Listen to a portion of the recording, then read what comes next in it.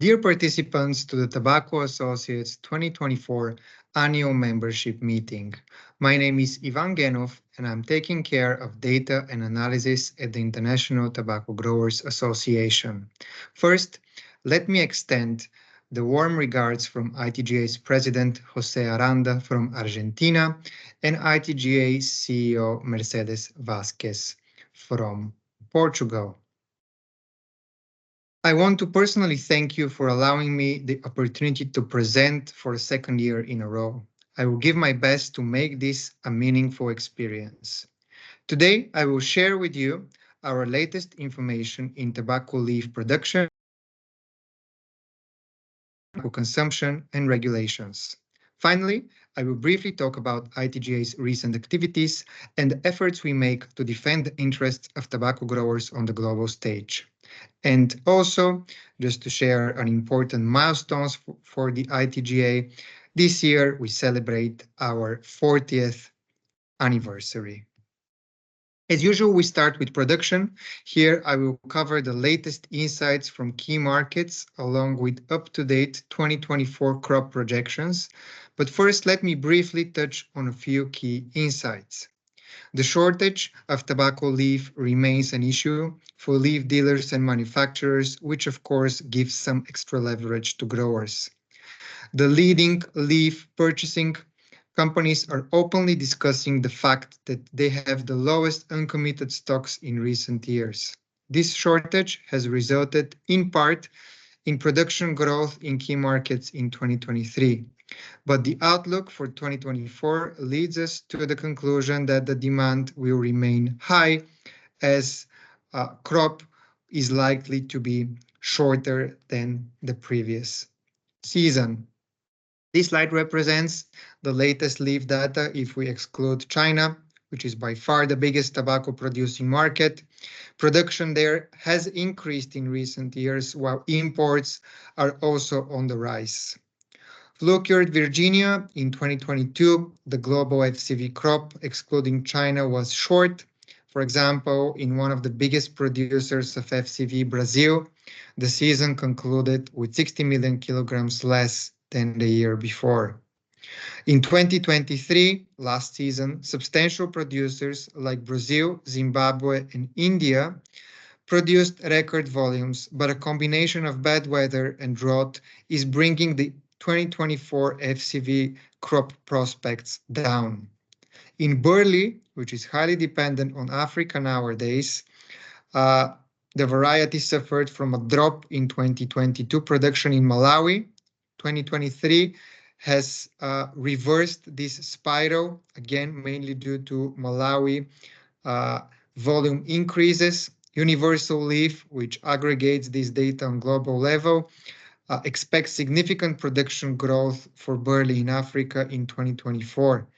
However, in our opinion, it remains to be seen if such global figures could be reached in a sustainable way. For Oriental tobacco, production has really skydived in the last 5 years, with the crop losing a third of its total volumes.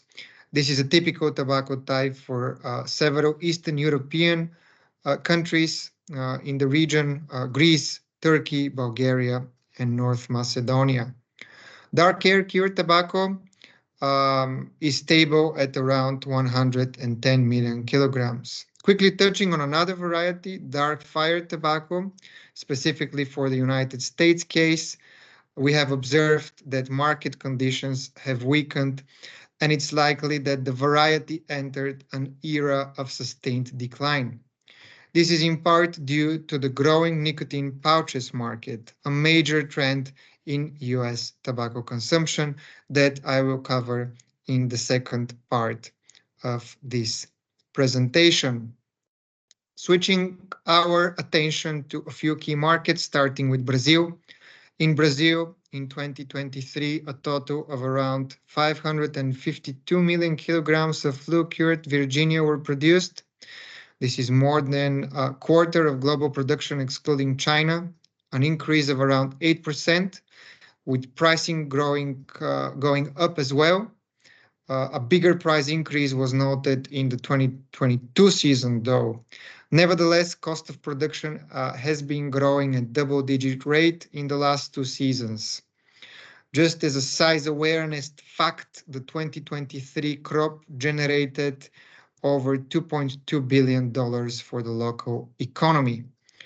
And now moving to the present and the immediate future, in the late 2023 and early 2024, all tobacco growing areas in South Brazil were severely affected by adverse weather conditions. In addition to the hail, the excessive rain has damaged the quality of tobacco. There are spots on the leaves due to roots drowning in excess rain. Farmers were forced to harvest wet fields, and as a consequence, limited curing capacity will produce a higher percentage of mahoganies.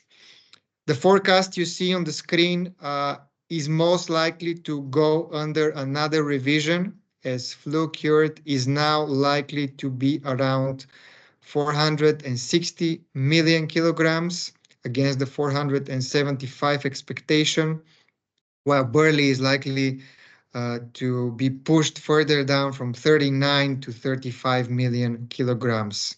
Pricing negotiations with companies are ongoing, according to ITGA's member in the country, Afubra, but no agreement has been reached at the time of recording. Zimbabwe, last summer, ITGA participated in Zimbabwe Tobacco Association's annual congress. This is a founder member of the ITGA. Growers voiced their concerns regarding specific macroeconomic features of the country, which include transaction taxes and a variety of tariffs that put an extra pressure on growers. The country also has a severe problem with deforestation linked to agriculture. A record volume of tobacco has been sold, and production reached 297 million kilograms in 2023. This is just 3 million kilograms short of the government's target of reaching 300 million kilograms by 2025.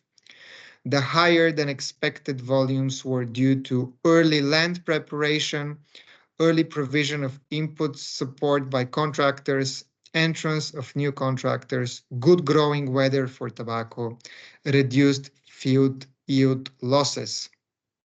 In addition, record field yields were recorded.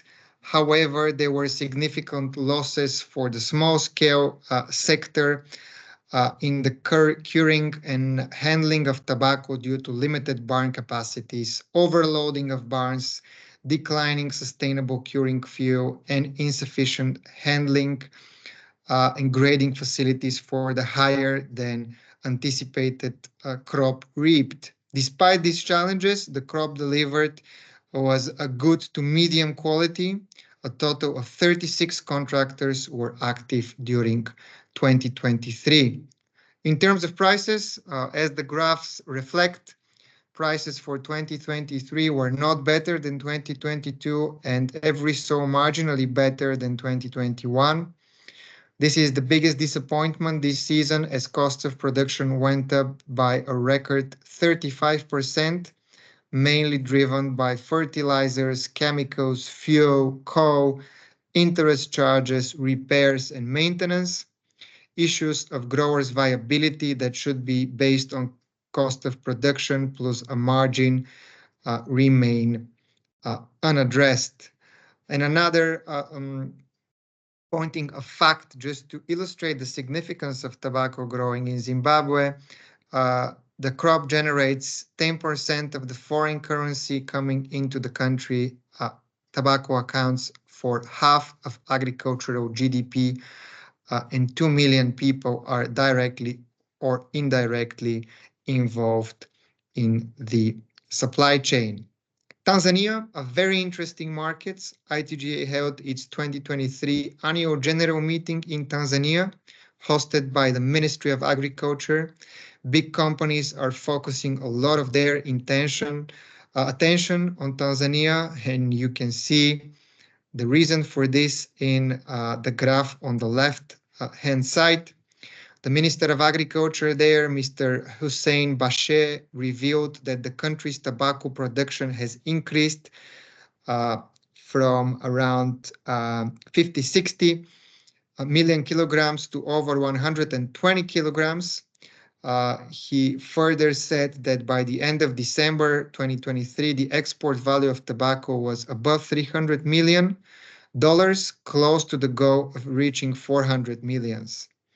Mr. Bachet also noted that the 2024 season, for the 2024 season, the government is optimistic to reach 200,000 tons. This is 200 million kilograms, and increase this to 300 million kilograms by 2025.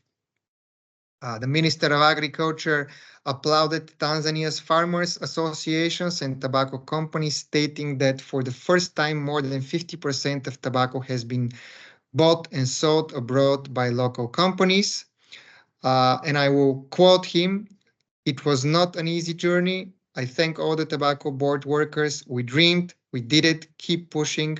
We will become Africa's #1 producer." So a very strong commitment, which is unlikely to be heard in almost any other place in the world. And finally, Malawi, a center of gravity for barley, as I mentioned before. The 2023 season closed in August, selling a little over 120 million kilograms after trading for 17 weeks. This is against 2022 market that ran for 20 weeks, selling only 85 million kilograms in total. Average prices of tobacco are going up. The market in 2023 has been labeled as very efficient, selling a relatively big tonnage on a weekly basis as compared to previous years. The big global demand for barley against the short supply in recent years pushed up demand and therefore competition on the market. Entry of two more buying companies further increases this competition, thus contributing to market efficiency and improved prices of the end product. For 2024, Malawi went through a dry spell cycle, which is very similar to Zimbabwe, similar to what happened in Zambia as well, from around 20th of January until beginning of February. Very few days of rain. Markets are expected to open on the 10th of April, and the forecasted quality is now below 145 million kilograms in total. And judging by the news, the negative weather news that we are seeing, this is likely to go even further down. Now, focusing on tobacco consumption, the data provided in this section is generated by our partner, Euromonitor International. Just the key highlights here. First, cigarette volumes are continuing to go down globally. Currently, manufacturers are finding it difficult to compensate these volume drops with price increases. Heated tobacco is ahead in the reduced risk products emerging category, and e-vapor, especially when we consider disposable devices, is getting a lot of negative attention from the regulators. Traditional products, volume forecasts by now are fairly predictable. This plots 2022 against 2027, the forecast period. Almost 10% of cigarette volume decline is expected in the next 5 years.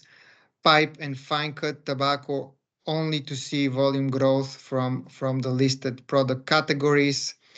And as mentioned, struggle for cigarette value is a key narrative, and we will increasingly define manufacturer strategies, for example, focusing their attention and investments in adjacent categories.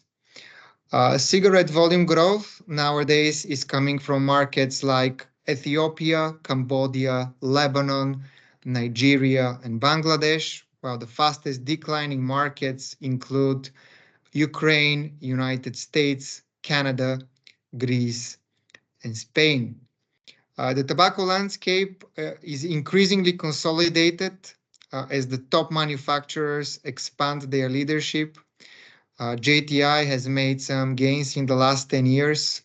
The top four companies, Philip Morris, British American Tobacco, Japan Tobacco International, and Imperial Brands, have 70% of the market, and the top 10 players account for 85% of tobacco, which is much more consolidated than other industries. For example, in alcohol, the top four producers have 40%, um, as compared to the 70% of tobacco, and the top 10 in alcohol only account for over 50% of global sales, where in tobacco this number is 85. Illicit continues to be a major problem in cigarettes, particularly in Latin America, with 50% of the top 10 incidence markets. Our partner expects global prevalence, excluding China, to reach 15% by 2027 after a moderation of growth during the pandemic.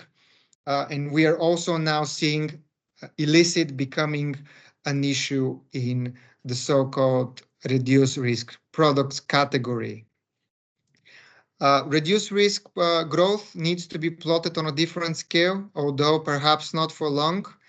It is expected that heated tobacco will consolidate its position as a leading reduced risk product by volume. E-vapor is hit by regulatory issues, particularly in the United States, where it is estimated that only 30% of consumption is now legal.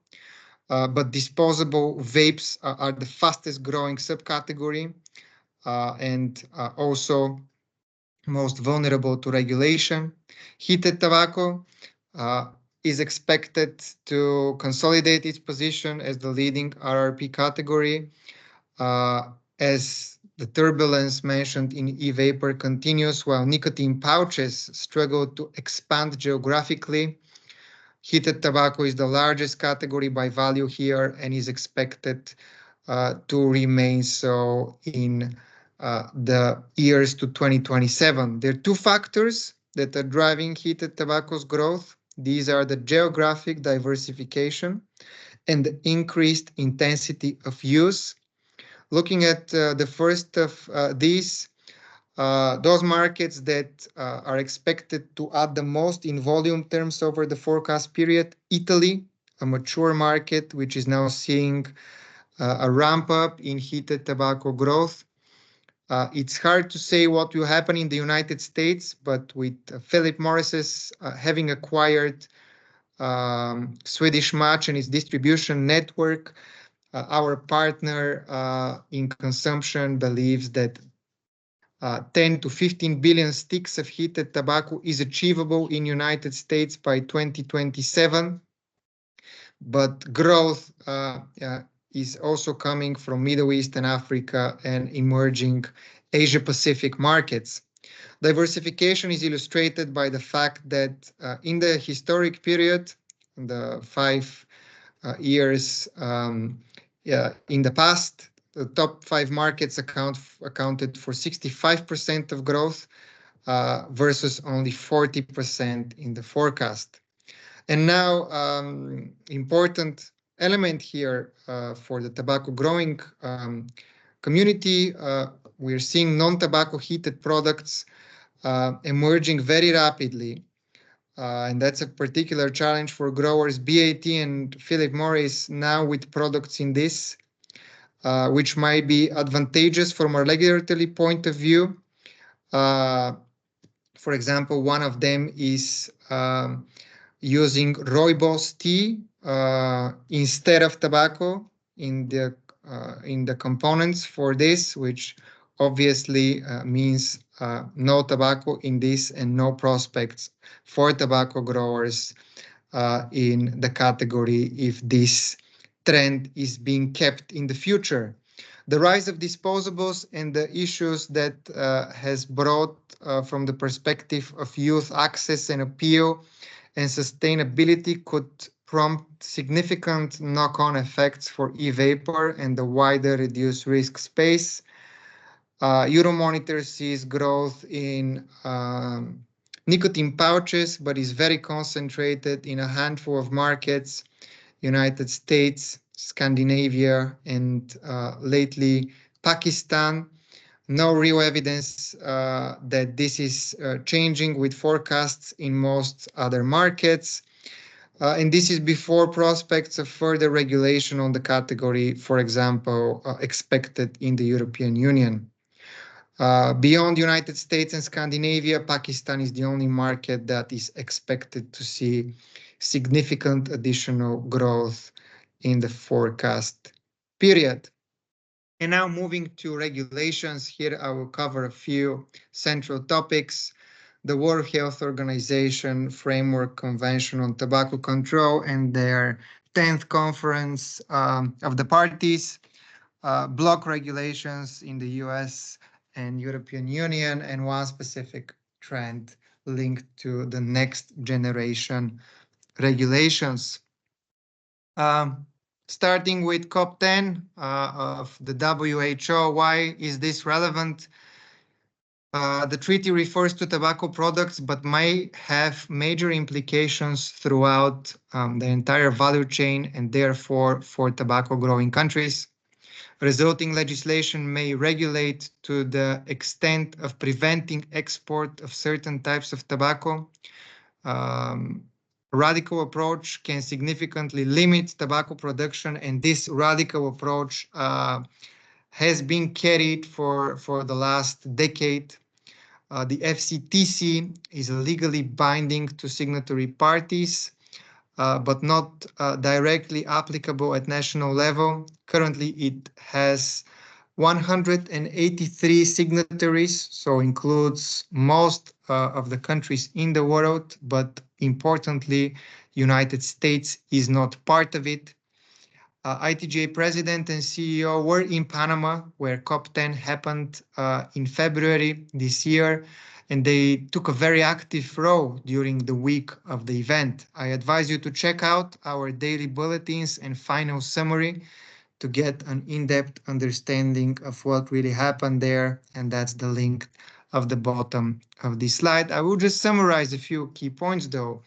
The 10th session of COP was an inflection point, in our opinion, for many issues that ITGA has been voicing serious concerns for quite some time.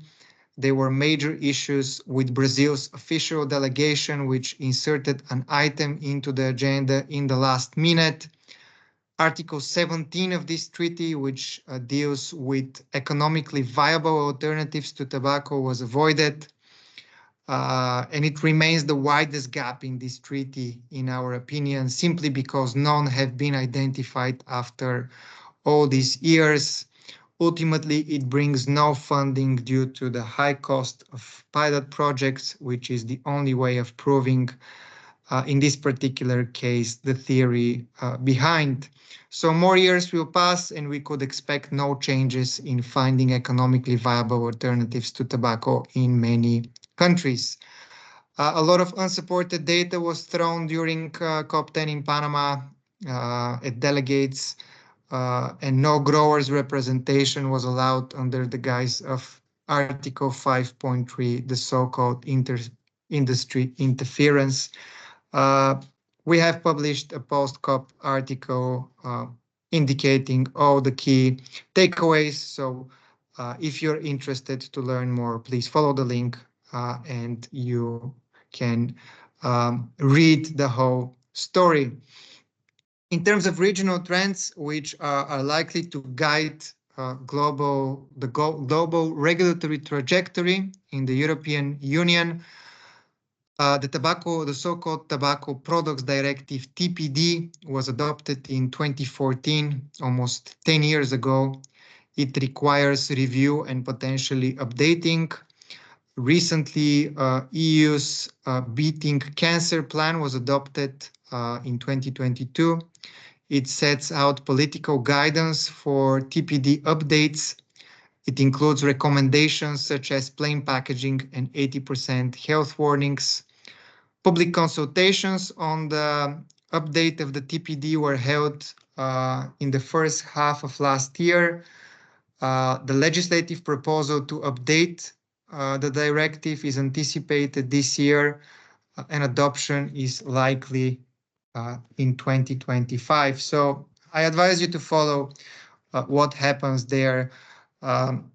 So you know this drive from across the ocean. In terms of United States, I won't go into much detail here because I'm sure you're more than aware of the key legislative proposals, the nicotine standard with very low nicotine, and the menthol ban that was, we have a proposed rule in 2022, and already 2 states have implemented these bans. A ban on flavors is already in effect in the European Union, and that's a major push on the global stage. We expect a regulation to be issued soon. Maybe going back to European Union again, the Supply Chain Due Diligence Directive has the aim to foster sustainable and responsible corporate behavior and to anchor human rights and environmental consideration in companies' operations and corporate governance. This directive rules will ensure that businesses address adverse impacts of their actions, including in their value chains, importantly, inside and outside of Europe. The legislative process for this EU Supply Chain Due Diligence Directive is nearly completed. Negotiations are on the final stage.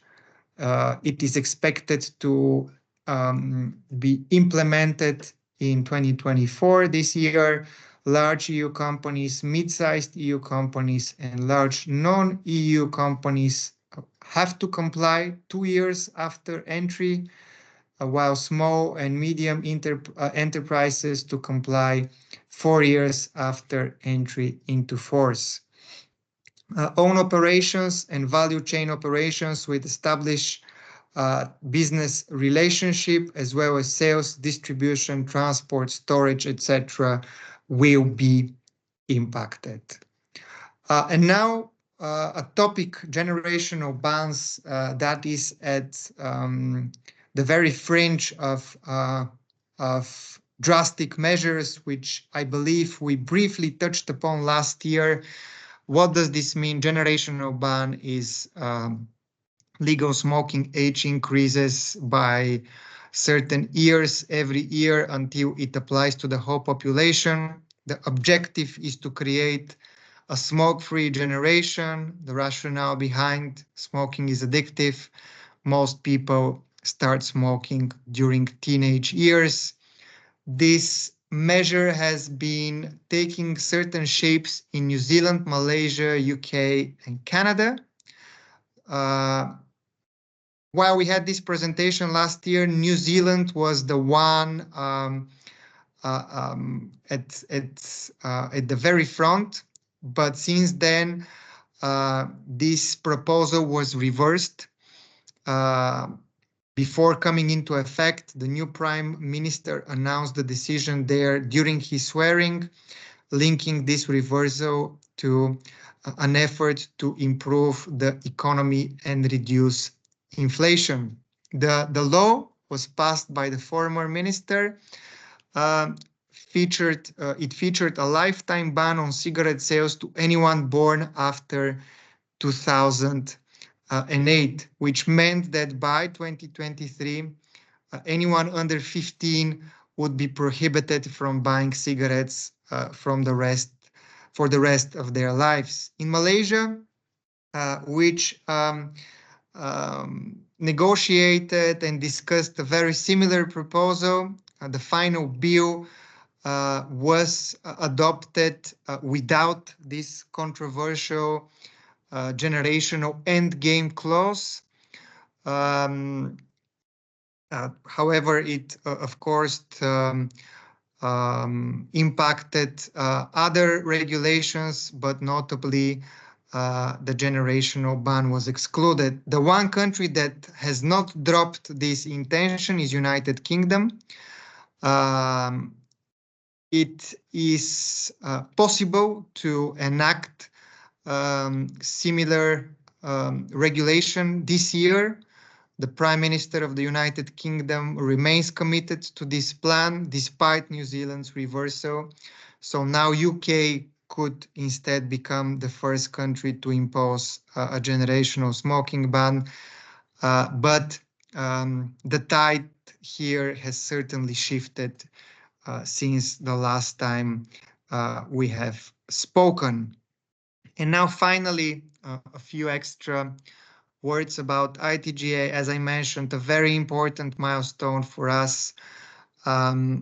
We are celebrating our 40th anniversary. Last year, we had a very productive regional meetings in Argentina, in Zimbabwe, and Tanzania, where we also visited Brazil, United States, North Macedonia, Bulgaria, Philippines, and Malawi. You can see our schedule for this year, for 2024, which is already quite packed, with most of our meetings confirmed well in advance, and the photos are from our last year's regional and global events. We are growing. We continue to build on our internal capacity. Here you see the last two editions of our biannual magazine. The first one includes our counter campaign to the WHO World No Tobacco Day, which happens every year on the 31st of May. We did a counter campaign called the World Understanding Tobacco Farming Day, showing the immense socioeconomic importance of tobacco growing in key markets. In 2023, we started partnering with Intertabac, the biggest tobacco trade fair in the world, taking place in Dortmund, Germany, every September. In 2024, our partnership with Intertabac Intersupply is growing. We will have a bigger booth, a lounge area, and we will moderate our own discussion panel during the event. Finally, we also send our members a monthly newsletter that tracks crop updates, regulatory changes, tobacco industry developments, and sustainability initiatives, trying to do everything possible so our growers can make informed decisions. With this, ITGA's presentation concludes. Please let us know if you have any additional questions, which we will gladly answer through email after your meeting. We remain available for your inquiries. Thank you once again for having me. I wish you a very successful annual meeting. Goodbye.